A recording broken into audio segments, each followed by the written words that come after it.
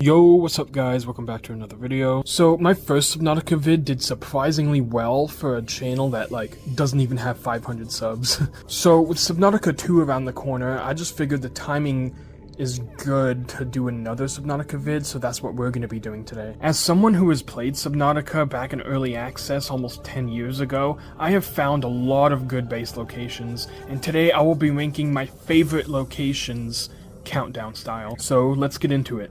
So when it comes to picking a spot for a base, there's three things I mainly think about.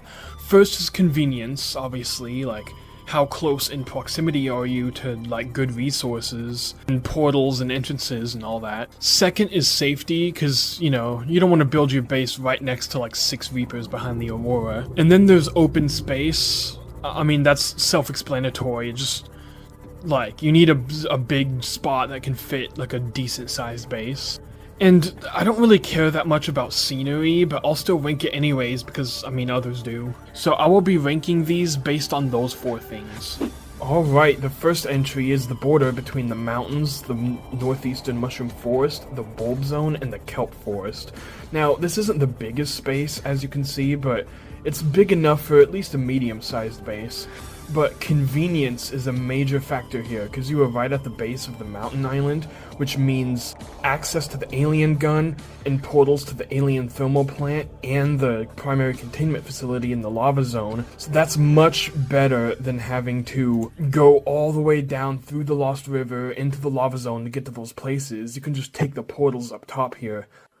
Also, in the island caves, you have easy access to lithium and shale crops, as well as another portal that takes you to the floating island on the other side of the map, and that is way quicker than driving all the way over there just to get a few things. That's the major strength of this spot. It just saves you a ton of travel. And then obviously to the south, you have the northeastern mushroom forest. It's a biome full of lithium and fragments for the Cyclops Bridge, Cyclops Hole, and Moon Pool. You can all get that all just over here. And a little bit southeast from there is the Bulb Zone, which is a great spot for rubies, as well as a few good wrecks somewhere in the biome, and lots of volcanic geysers, which means thermal power. So if you have power transmitters running from this base spot all the way into the bulb zone, you can get some good thermal energy. And over here to the right of the mountain, it's a bit farther out, but in this direction you will eventually reach the underwater islands, which is another biome for lots of volcanic activity. And to the left this way is the mountain biome. Now, it's a more dangerous biome, but one of the cool things is that right over here through here, there is a really good wreck with lots of fragments for the nuclear reactor. I think a few Cyclops engine fragments as well. If you want to know the rough location of this wreck, as well as what's in it, you can check out my other Subnautica video, where I show you where and what's in every wreck in the game, so be sure to check that out. But that's not even the best part of this spot, because if you follow the border between the bulb zone and the mountains and just go east, there are some really cool things in this direction. You see this drop-off right here? This is into the mountains biome, so just follow the edge of it in the bulb zone.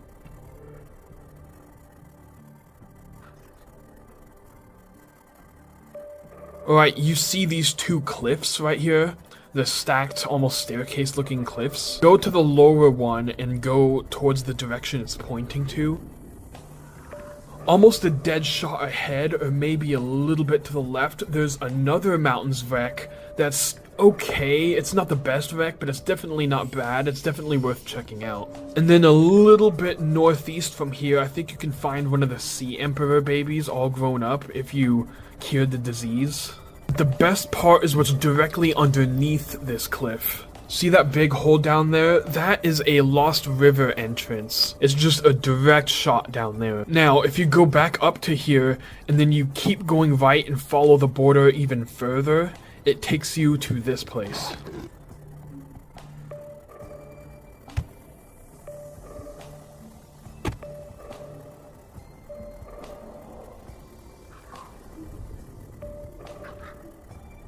There it is. Right there is a portal that leads to the primary containment facility.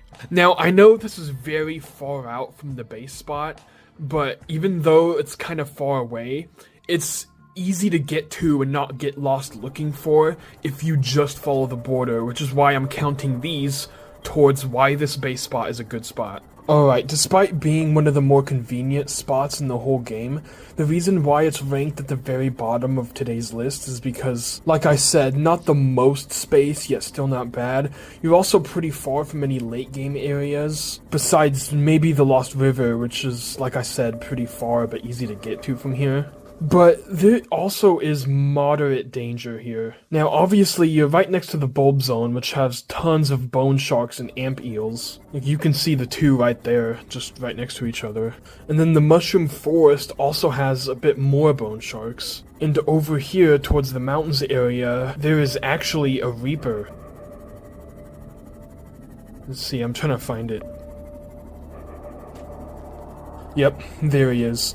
So there's a reaper relatively close to your base, but you can easily get around him by following the bulb zone edge. It kind of circles around it. You're also on the edge of the kelp forests, but I think it's far enough away that the stalkers can't steal your camera drones if you have a scanner room in your base, so there's that. But other than that, this is a very convenient spot with a lot of stuff around you, which is why it made number 10. Alright, coming in at number 9 is the Jellyshroom Caves. This is a pretty common one. A lot of people build bases here, but again, it's not the biggest space. It's a little bit cramped and tucked in, but you can still fit a medium-sized base in here at least. Scenery-wise, this spot is absolutely gorgeous. This is one of my personal favorite biomes, visually at least. The Jellyshroom Caves are hands down the best place to get shale outcrops for advanced crafting, and magnetite, which is very useful for vehicle upgrades. There's also lots of lava geysers and thermal vents down here for powering your base, so that's another strength. But what makes this spot in particular very convenient is that right up above here there is an exit. So it's right at the bottom of an exit. Right here you got Life Pod 17 and a massive wreck with a ton of fragments nearby as well. You also have very easy access to the Degassi base here. There's a ton of fragments there for the thermal plant, which is what you need for thermal power for your base, as well as a few stasis rifle fragments, I believe. Could be wrong, I don't know. But I would say the only few downsides with this spot is that not a whole lot of space. You're also pretty far from any Lost River entrances or portals, because I think any location that's not too far from a Lost River entrance or a portal is a good base spot in my opinion, because it just saves a ton of travel. Again, it is slightly dangerous as well because of the crab snakes. They deal a ton of damage, but they are still pretty easy to avoid as long as you don't go too close to the jelly shrooms. I've kept my distance and they haven't bothered me hardly at all. Like they're not really that hard to deal with. You can't really fit your Cyclops down here either. So though it may not have the best open space and safety, still not bad. But it definitely has one of the best scenery spots on this list, as well as pretty good convenience altogether. For number 8, we got the intersection with the dunes, the Blood Kelp Trench, and the Sea Treader's Path. Now, unlike the first two spots on this list, this spot has very open and flat space. It's almost like a giant staircase, which calls for some very creative base potential. You can build on any one of these, or even on multiple of these. This is definitely one of the more creative ideas on this list. You can see these little jutting platforms here. You could build right here and then extend it outwards, go down, and then outwards again, and then down, just like a descending staircase design, which would be a cool idea. But what makes this spot even better is that you were at the very end of the Blood Kelp Trench. So directly below here is a Lost River entrance, literally right next to you. And through here in this direction, one of the better wrecks in the whole game is over there. I forget the rough location of it though, but it's somewhere around here for sure. And over to the south you got the Sea Treader's Path. Anywhere near the Sea Treader's Path is a good base spot in my opinion, because Sea Treaders, every step they take, they dig up shale outcrops that was buried in the ground. So you pretty much have an infinite supply of shale crops. Now, I wouldn't build my base directly in the sea treader's path because it'll actually despawn the sea treaders, and you don't want that. You need the sea treaders around so that they can give you unlimited shale outcrops. Now, the only real thing lacking is, again, safety. Not only does the Blood Kelp Trench have a few warpers and amp eels, the dunes is usually full of reapers and warpers. But this southern side on the border from the Blood Kelp Trench is pretty much the only spot in the dunes where there's like no warpers, and then there's one reaper kind of nearby, as you can see right there. It's far enough away that it shouldn't really bother you, but on these steps is far enough away yet still relatively close. That's why I think these steps are like the best spot in this area for a base. Scenery is another kind of problem. Both the dunes and the sea treader's path are very empty and flat.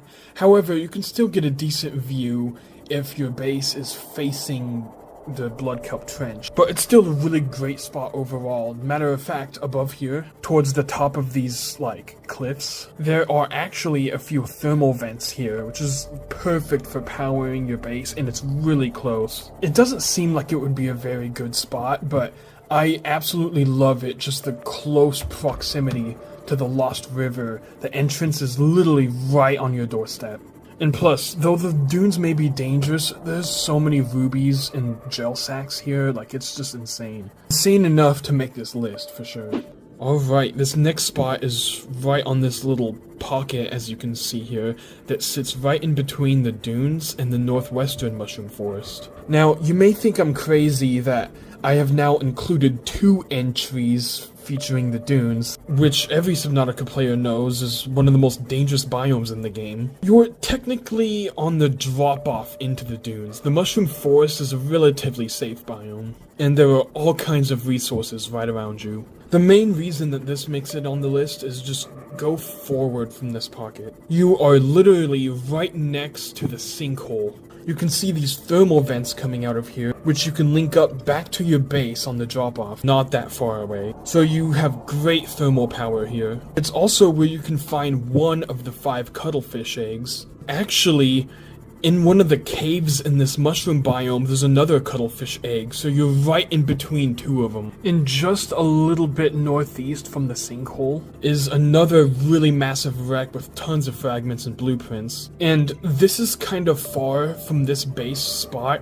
but once you're at the wreck, just head directly north of it, and that should lead you to the meteor crater, which we all know is where one of the alien sanctuary caches are at. So you're right next to some story as well. And obviously behind you is the mushroom forest, and we all know that that's one of the best spots for lithium. This is like the first spot on the list that's more safer. There's also not really any flaws for this spot. As for scenery, if facing the dunes, then no, it's just emptiness. But if you build your base facing the mushroom forest, then it's a gorgeous view. Especially if you have a good PC that can actually render this biome properly.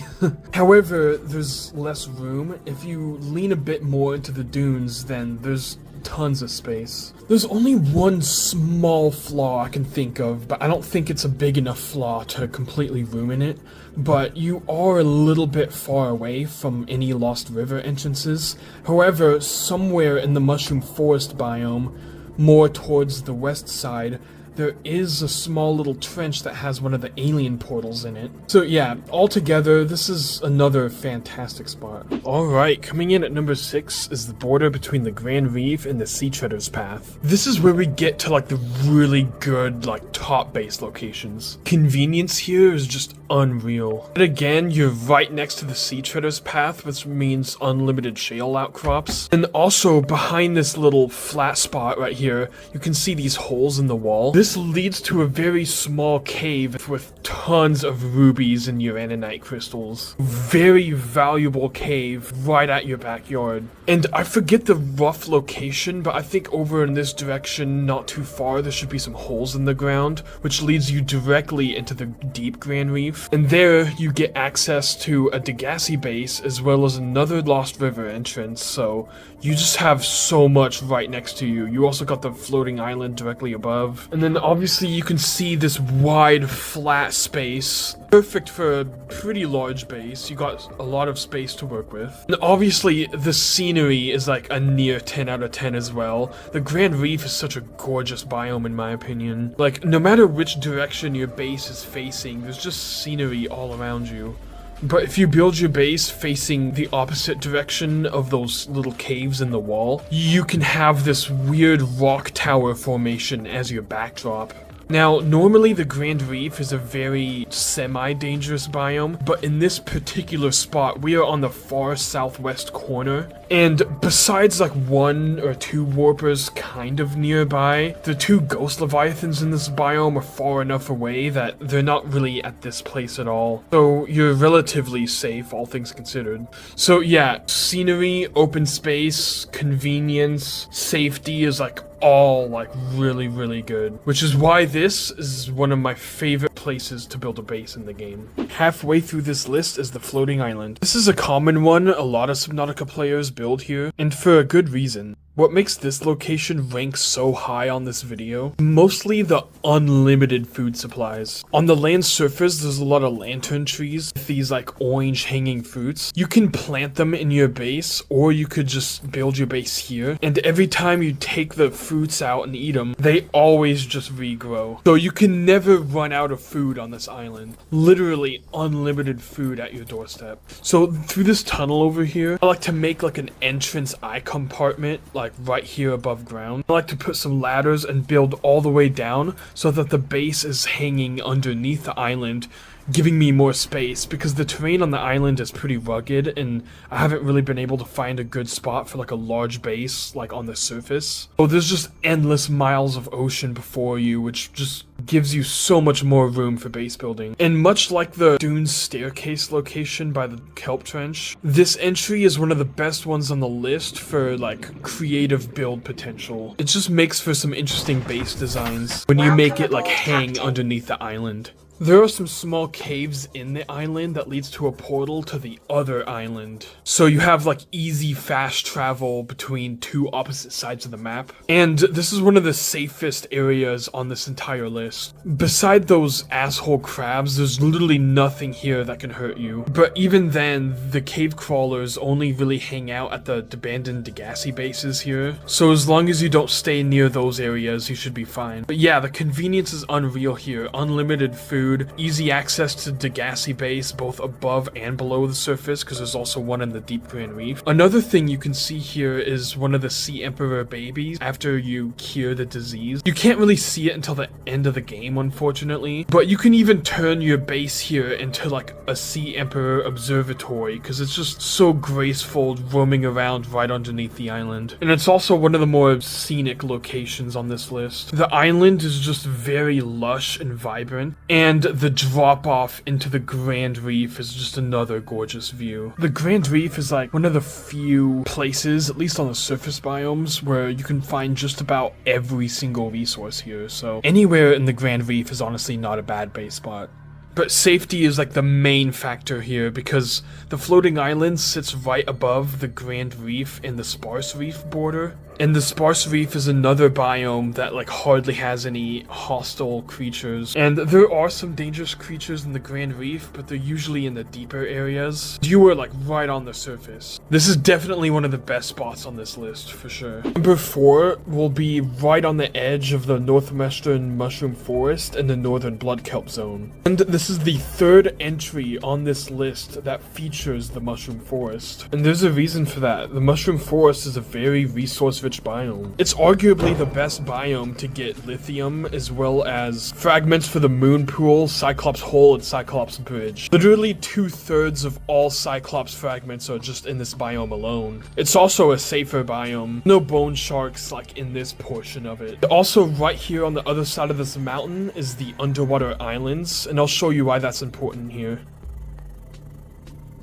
If you go over the mountain and go straight down to the very bottom, there's lava geysers at the very bottom of the underwater islands. And it has the hottest geysers in the entire game, even hotter than the inactive lava zone. And you know what that means? Pretty much endless thermal power for your base. You can run power transmitters through it. At the bottom are several nodes for silver and uraninite as well, so pretty good resources. You can see this big wide open space right here, perfect for large bases. So back at this big like plateau area where the base would be, right in front of it is a massive wreck on top of one of the trees. The wreck is really good, especially for modification station fragments, and I think a couple power cell fragments as well. I don't remember exactly, but I go more in depth with wrecks in this other video that you can watch. And to the right is the northern blood kelp zone. Great place for advanced crafting, blood oil, deep shrooms, it's all here. But what really makes this so high on the list is just how close you are to a Lost River entrance.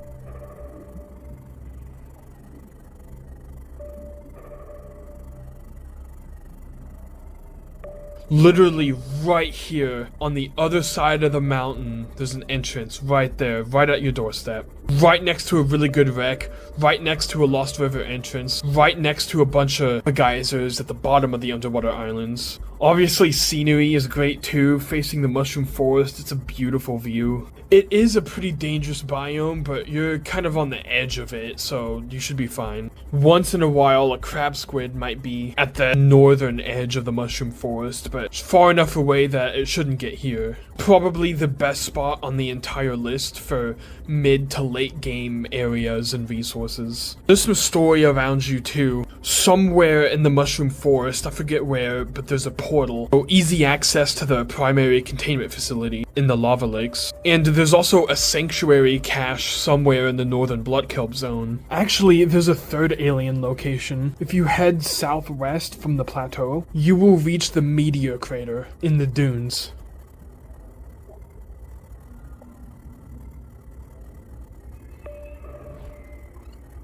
There's a small hole on the side of the crater that leads directly into another sanctuary cache. So you're right next to 3 of them. Just the amount of stuff that's just right around you is just perfect.